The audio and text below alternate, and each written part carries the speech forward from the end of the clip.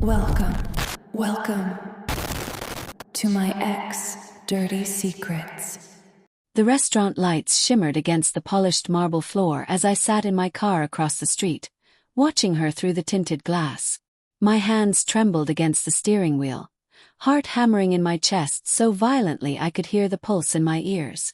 The little white lie she'd told, "Just a girl's night, babe. Don't wait up," echoed in my head like a broken record. I'd believed her. Or at least I'd wanted to. Until tonight. Until I saw her sitting there, her face lit by candlelight, eyes sparkling, not with the comfort of friendship, but with something else. Something intimate. Across from her sat a man in a navy suit, leaning forward, his hand brushing hers. I could tell from the way she tilted her head and laughed softly, the way she always did when she was trying to charm me in the early years, that this wasn't girls' night. It was his night. I swallowed hard, the weight of betrayal clawing up my throat. The pain wasn't sharp. It was slow, suffocating, the kind that creeps into your chest and squeezes until breathing feels optional. For weeks I'd felt the shift. Her perfume changing. Her sudden obsession with new dresses. The distant tone when I asked about her day. But when I confronted her once, she'd smiled, a soft, almost pitying smile, and said, "You're imagining things, Daniel. Don't ruin what's still good between us." What was still good between us? The irony burned. The waiter I'd slipped 100 to earlier caught my eye through the glass door. He gave me a subtle nod. The plan was simple. He'd deliver the manila envelope at the end of their dinner, just before dessert. Inside were the divorce papers, neat, official, devastating. But now, watching her tuck a strand of hair behind her ear and lean closer to that man, doubt clawed at me. Was this revenge? Or closure? Was I ending something? Or was I just trying to hurt her as deeply as she'd hurt me? I closed my eyes, remembering the last time she'd looked at me with love. It was months ago. Her head resting on my shoulder as we watched a movie, her laughter spilling effortlessly. I'd thought we were healing from the rough patch after her job transfer. We talked about vacations, about maybe trying for a baby next year. Now I wondered if she'd already made up her mind then, if I'd been loving a ghost. I stepped out of the car. The night air hit cold against my face, cutting through the fog of my thoughts. I walked across the street, careful to stay in the shadows. Every step felt heavy, deliberate, final. Through the restaurant window, I watched the waiter approach their table with a polite smile. My chest tightened as he placed the envelope beside her wine glass. She glanced at it, confused, then at the waiter.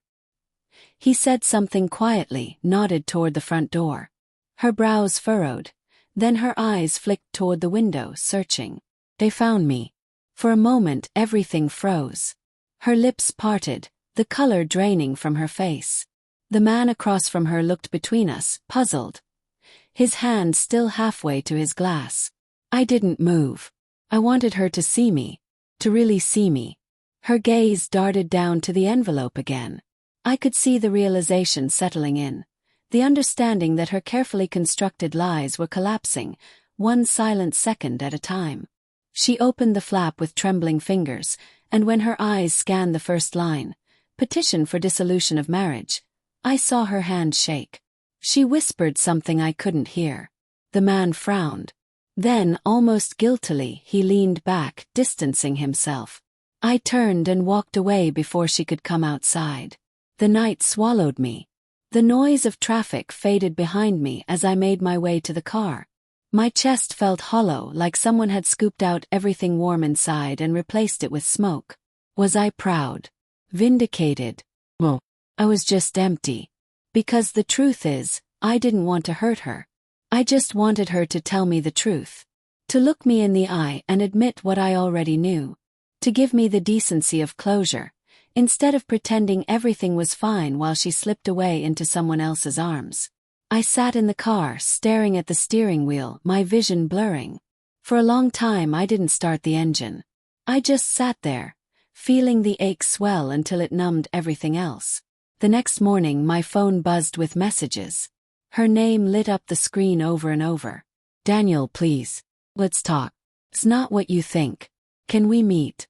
Please, just once. I didn't reply. But by afternoon, curiosity, or maybe weakness, won. I met her at a small cafe downtown, the same one where we'd gone after our first apartment hunting trip years ago. She was already there, eyes red, makeup streaked. When I sat down, she reached for my hand, but I pulled it back. Daniel, she began, voice trembling. It wasn't supposed to be like that. He's just a coworker. We were. Don't, I said quietly. Please. Don't lie anymore. Tears filled her eyes. I didn't mean to hurt you. I gave a short, humorless laugh. Then what did you mean to do? She looked down, biting her lip, searching for words that might soften the truth. But there weren't any left. Finally, she whispered. I was lonely. You were distant. I thought you didn't see me anymore. Her voice cracked, and for a fleeting moment, I saw the woman I'd once loved.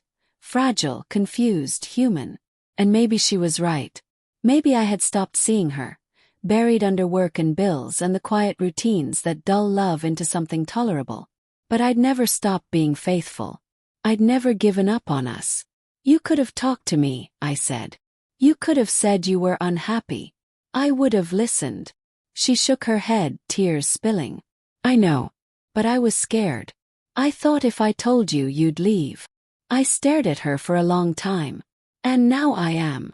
That night, I went home to an apartment that still smelled like her perfume. Her mug was on the counter, her sweater draped over the couch. It felt like living inside a ghost story, everything familiar but hollowed out. I walked into our bedroom, sat on the edge of the bed, and stared at the framed photo of us from our wedding day. Her smile was radiant. My eyes were full of trust. I picked up the photo and whispered, You didn't just lose me. You lost us. Then I placed it face down. Weeks passed. The silence grew softer, less suffocating. I started going for runs again, cooking for one, rediscovering the strange peace of solitude. Sometimes late at night I caught myself missing her laugh, or the version of it that belonged to me. But then I'd remember the candlelight reflecting off her face across that restaurant table, and the ache would harden into resolve. Healing wasn't clean. It wasn't noble. It was messy, uneven, and full of ghosts. But for the first time in years, I was no longer living inside her lies. Months later, a mutual friend mentioned she'd moved away. New city, new job, new start. I didn't ask where. I didn't need to know. Because I'd already given her the ending she wrote for us herself. And in that quiet, painful finality, I finally found something she'd taken long before she left. My peace.